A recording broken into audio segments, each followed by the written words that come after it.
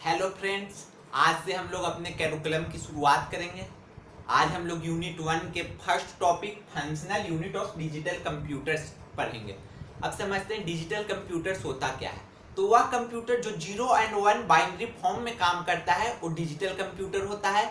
Digital computer discrete form में काम करता है, मतलब कि रैंडम, ये नहीं कि कंटिन्यूअस फॉर्म में नहीं, 1 के बाद 2, 2 के बाद ऐसा कोई भी स्ट्रक्चर्स फॉलो नहीं करता है, डिस्क्रीट स्ट्रक्चर्स फॉलो करता है, रैंडम स्ट्रक्चर्स।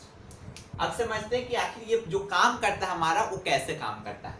तो मैंने आपको पिछले वीडियो में भी बताया था कि जो मेन कंपोनेंट होते हैं कंप्यूटर के वो 4 कंपोनेंट होते हैं, इनपुट, आउटपुट, स्टोरेज और सेंट्रल प्रोसेसिंग यूनिट। यही चारों आपस में कनेक्ट होकर काम करते हैं, आप एक दूसरे से, मतलब कि कनेक्ट होकर एक दूसरे से इनपुट को इंफॉर्मेशन के रूप में बदलते हैं। तो अब समझते हैं, सबसे पहले इनपुट डेटा। और डेटा को इनपुट किया जाता है इनपुट डिवाइस की मदद से। तो यहाँ पे इनपुट डिवाइस को समझते हैं। तो input device enables the user to send the data to a computer. मैंने आपको बताया था कि जो हम लोग डेटा फीड करते हैं कंप्यूटर में, जो हम लोग डेटा फीड करते हैं डेटा के रूप में करते हैं। Convert data and programme into low level language. तो देखिए, जो हम लोग डेटा को डेटा देते हैं उसे वो हम लोग ह्यूमन रीडेबल फॉर्म में करते हैं, उसे हम लोग पढ़ सकते हैं, लेकिन कंप्यूटर उसे नहीं समझता है। तो इनपुट डिवाइस जो हमारा रहता है, जो हम लोग डेटा दिए उसे कन्वर्ट करता है मशीन रीडेबल लैंग्वेज में, लो लेवल लैंग्वेज में, यानी कि 0-1 के फॉर्म में। क्योंकि मशीन सिर्फ 0-1 के फॉर्म में ही समझता है। मशीन को अगर हम लोग इमेज भी दे रहे हैं मशीन को, तो वो मशीन उसे 0-1 के फॉर्म में कन्वर्ट करता है, वीडियो या कुछ भी। मशीन को सिर्फ 0 और 1 की नॉलेज है, तो ये कन्वर्ट करता है लो लेवल लैंग्वेज में, यानी कि मशीन लैंग्वेज में, जिसको मशीन समझ सके। तो एग्जांपल में कीबोर्ड, माउस, स्कैनर, जॉयस्टिक। तो देखिए ये जो एग्जांपल है, उदाहरण है, चारों उदाहरण वो ऐसे उदाहरण है जिसमें हम लोग कुछ ना कुछ डेटा कंप्यूटर को देते हैं। हम लोग इसे पिछले वीडियो में भी पढ़ाई किया था। अब समझते हैं आगे की राह क्या है। तो इनपुट डेटा से जो डेटा, इनपुट डिवाइस से जो डेटा होता है वो प्राइमरी स्टोरेज में आता है। पहले तो स्टोरेज यूनिट में आया, फिर वहां से प्राइमरी मेमोरी में जाता है। और जो कंट्रोल होता है वो direct control unit, central processing unit को मिलता है कंट्रोल। यही कंट्रोल यूनिट ही सारा प्रोग्राम को अब आगे से कंट्रोल करेगा। अब समझते प्राइमरी मेमोरी से ये, अब प्राइमरी मेमोरी और सेकेंडरी मेमोरी में अंतर आप लोग समझिए। तो स्टोरेज यूनिट को उससे पहले हम लोग निपटा लेते हैं। तो स्टोरेज यूनिट जो होता है वो हमारे इंफॉर्मेशन को इंफॉर्मेशन और इंस्ट्रक्शन जो प्रोसेस होता है उसे स्टोर करता है। अब समझते हैं, इसे के 2 पार्ट हैं, एक प्राइमरी मेमोरी और एक सेकेंडरी मेमोरी। अब प्राइमरी मेमोरी और सेकेंडरी मेमोरी में अंतर समझिए।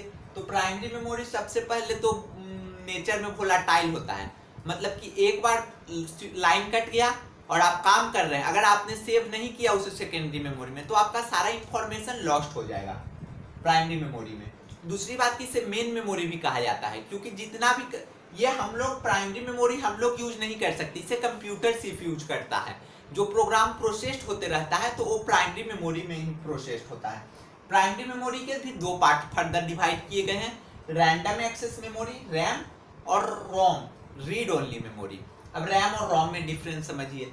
तो रैम होता है जो वोलेटाइल नेचर का होता है, लेकिन रैम में जो होता है हम लोग वैल्यू को इनपुट कर सकते हैं, लेकिन रोम रीड ओनली मेमोरी होता है, सिर्फ इसे रीड किया जा सकता है, इसमें डेटा को चेंज नहीं किया जा सकता, ये फिक्स होता है। लेकिन रोम जो होता है वो नॉन वोलेटाइल नेचर का होता है, मतलब कि अगर लाइन कट गया तो भी इसे मालूम है कि क्या करना है, लेकिन यह फिक्स काम करता है। जैसे आप लोग वॉशिंग मशीन आपका होगा तो उसमें रोम रहता है।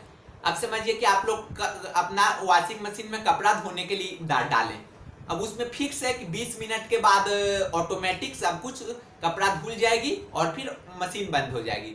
मान लिए बाई चांस 10 मिनट में लाइन कट गया, अब लाइन आधा घंटा बाद आया तो वो 10 मिनट के बाद 11वें मिनट से अपना प्रोसेस शुरू करेगा, क्योंकि उसमें रोम फिट किया हुआ है जो कि नॉन वोलेटाइल नेचर का होता है। उसे पता है, वो अपना डेटा को लॉस्ट नहीं करता है।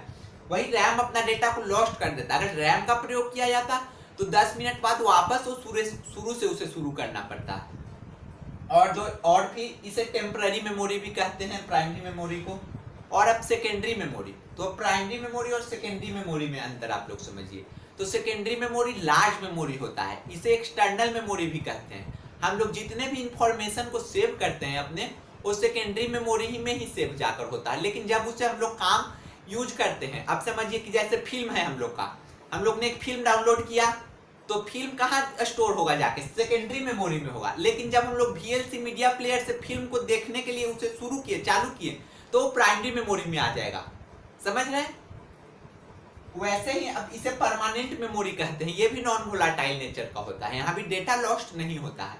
अब आप लोग ये प्राइमरी मेमोरी जो होता है वो काफी फास्टर होता है, और जो सेकेंडरी मेमोरी होता है वो स्लोअर होता है।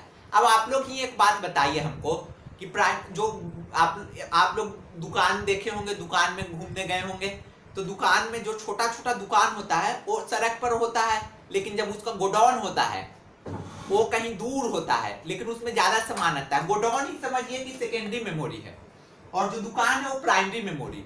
अब दुकानदार जब ग्राहक जाता है, जैसे हम लोग गए कुछ डेटा दिए कंप्यूटर को काम करने के लिए, तो दुकान में से देगा आपको सामान की, गोडाउन में से, दुकान में से। यही कारण प्राइमरी मेमोरी ही काम करता है। लेकिन जब मान ली प्राइमरी मेमोरी में पहले ढूंढेगा, प्राइमरी मेमोरी में नहीं है, तो उसे सेकेंडरी मेमोरी से प्राइमरी मेमोरी में लाएगा। वैसे ही गोडाउन से पहले दुकान में लाएगा, फिर दुकान से आपको दे देगा। समझ रहे हैं? तो मैं आशा करूंगा कि आपको दोनों कॉन्सेप्ट क्लियर हो गया होगा। अब आते हैं, देखिए अब हम लोग का प्राइमरी मेमोरी में आ गया डेटा, और कंट्रोल जो है वो डायरेक्ट कंट्रोल यूनिट के पास चला गया। ये कंट्रोल करेगा कि कैसे कैसे इंफॉर्मेशन प्रोसेस होगा, कब किसको मिलना चाहिए।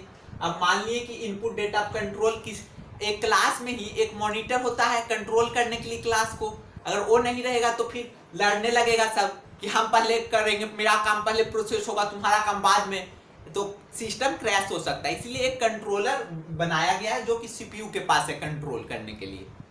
आप समझते हैं कि अब होगा क्या, कैसे काम करेगा। तो मान लिया कंट्रोलर देखेगा कि मेरा CPU खाली है या फिर अभी उसमें दूसरा प्रोसेस हो रहा है। अगर उसमें दूसरा प्रोसेस हो रहा है तो वो डेटा को बोलेगा अभी तुम वेट करो, मैं बाद में तुम्हें जगह दूंगा। और जैसे ही डेटा प्रोसेस हो गया, पहला वाला काम हो गया, डेटा को ये कंट्रोल यूनिट मिलेगा, और कंट्रोल यूनिट से ALU के पास ये जाएगा। अब ALU क्या होता है, ALU को समझिए पहले। तो ALU का मतलब होता है अर्थमेटिक एंड लॉजिक यूनिट, मतलब जो सारा ऑपरेशन को हमारा परफॉर्म करता है। तो अर्थमेटिक और लॉजिक, यहाँ पे दो शब्द है। अर्थमेटिक क्या हो गया, सब एडिशन, सब्ट्रैक्शन, मल्टीप्लिकेशन, डिवीजन, ये सब सारा अर्थमेटिक ऑपरेशन होता है। और फिर लॉजिक एंड गेट, और गेट, नॉर गेट, ये सब XOR गेट, ये सब सारा लॉजिक यूनिट दोनों जो परफॉर्म होता है, ये दोनों मिलके अर्थमेटिक लॉजिक यूनिट ALU द्वारा परफॉर्म किया जाता है।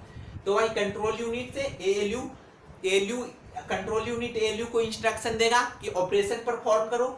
जैसे ही ऑपरेशन परफॉर्म हो गया, अब क्या होगा, ऑपरेशन परफॉर्म हो गया तो जैसे ही जितने देर ऑपरेशन परफॉर्म होगा, डेटा मेरा प्राइमरी स्टोरेज में रहेगा। अब ऑपरेशन खत्म हो गया तो इसे बोलेगा कि आउटपुट दे देगा, और फिर जाकर इसे सेकेंडरी स्टोरेज में स्टोर कर देगा, अगर हम लोग स्टोर करवाना चाहते हैं तो। क्योंकि प्राइमरी मेमोरी में हम लोग जानते हैं टेम्पोररी डेटा रहता है, डेटा सेव, अगर मान लीजिए लाइन कट गया, कंप्यूटर बंद हो गया, तो आपका डेटा खत्म हो जाएगा। यही कारण है। अब समझते हैं कि अब आगे आखिर क्या होगा। तो अब डेटा को आउटपुट दे दिया, अब आउटपुट डेटा के बारे में समझते हैं। तो it display the in processing data raw data as information. अब ये रॉ डेटा को प्रोसेस करेगा, और प्रोसेस के बाद जो इंफॉर्मेशन होगा वो आउटपुट डिवाइस हमें देगा। मैंने पिछले वीडियो में भी आपको समझाया था, आप लोग अच्छे से पढ़िएगा तब समझ में आएगा, नहीं तो फिर जरा सा माइंड डिस्ट्रैक्ट हुआ चक्कर में, इंस्टाग्राम जरा सा सोचिएगा कि इंस्टाग्राम चला लेते हैं, पढ़ाई भी कर लेंगे, तो वो सब नहीं होगा। चाहे तो इंस्टाग्राम चला लीजिए, चाहे तो पढ़ाई कर लीजिए। मैं समझता हूँ कि अभी आपका उम्र है भटकने का, लेकिन यही उम्र है बनने का भी। बहुत कम समय है, लेकिन आपके लिए चिंता की बात है कि बहुत कम समय है, लेकिन ये खुशी की बात है कि अभी भी आपके पास समय है, अभी भी आप चाहें तो बहुत कुछ कर सकते हैं। तो चलिए हम लोग बिना टॉपिक से डाइवर्ट हुए फिर से एक बार से समझते हैं। जितनी बार हम लोग समझेंगे उतना अच्छा से हम लोग को समझ में आए। तो पहले डेटा कंट्रोल डायरेक्ट आएगा कंट्रोल यूनिट के पास, डेटा जाएगा प्राइमरी मेमोरी में। प्राइमरी मेमोरी से अगर खाली होगा स्पेस, अगर प्रोसेस हो रहा है तो ये प्राइमरी मेमोरी में वेट करेगा, और अगर देखेगा कि कंट्रोल यूनिट मेरा खाली है तो कंट्रोल यूनिट तुरंत प्राइमरी मेमोरी से डेटा अपने अंदर लेगा। अब यहाँ पे ALU के द्वारा इंस्ट्रक्शन किया जाएगा, ALU को कंट्रोल यूनिट ALU को भेजेगा ऑर्डर कि आप आइए डेटा को ऑपरेट कीजिए, तो ऑपरेशन होगा, अर्थमेटिक ऑपरेशन होगा तो अर्थमेटिक होगा, लॉजिक होगा तो लॉजिकल ऑपरेशन होगा। इसके बाद जैसे ही हो जाएगा ये आउटपुट कंट्रोल वापस से खत्म हो जाएगा, कंट्रोल आउटपुट में चला जाएगा और फिर जो डेटा है वो प्राइमरी स्टोरेज पे चला जाएगा और प्राइमरी स्टोरेज से आउटपुट हमें मिल जाएगा। और स्टोर करवाना होगा तो वो सेकेंडरी स्टोरेज में जाके स्टोर हो जाएगा। क्योंकि आप लोग याद रखिएगा प्राइमरी स्टोरेज में वही डेटा रहेगा जो अभी कंप्यूटर द्वारा काम किया जा रहा है, और जब काम नहीं किया जाएगा तो ऑटोमेटिक सेकेंडरी स्टोरेज में चला जाएगा। क्योंकि प्राइमरी स्टोरेज रैम बहुत कम होता है, 1 GB 2 GB 3 GB। आपका जितना ज्यादा प्राइमरी मेमोरी रहेगा उतना फास्ट आपका कंप्यूटर काम करेगा। अब आप ही सोचिए, जो हमारा काम हो रहा है एक बार में आप डाउनलोडिंग भी कर रहे हैं, इंस्टाग्राम फेसबुक वीडियो भी देख लेते हैं, क्यों? रैम आपका ज्यादा है तो एक बार में कंप्यूटर ज्यादा काम करेगा, और रोम ज्यादा है तो आप ज्यादा चीज उसमें स्टोर कर सकते हैं। उसके बाद प्रोसेसर का भी कॉन्सेप्ट होता है, उसे हम लोग अगले वीडियो में समझेंगे। तब तक धन्यवाद।